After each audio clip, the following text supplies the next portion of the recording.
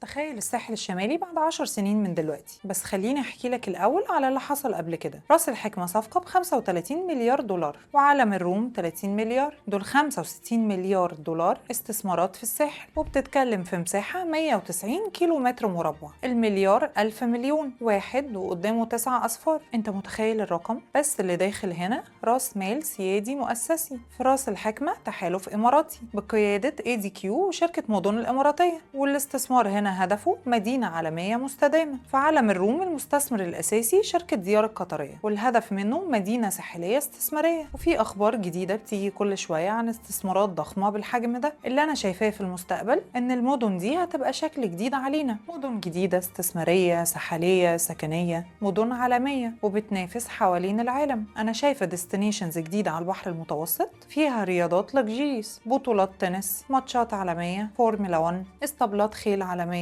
جولف. دي مدن بتنافس على خريطة السفر، بتنافس مدن زي ميكانوس وموناكو. اللي أنا متأكدة منه بقى أن اللي يقدر يستثمر دلوقتي في رأس الحكمة أو عالم الروم وما بيعملش ده هيندم إنه فوت على نفسه فرصة ما تتعوضش.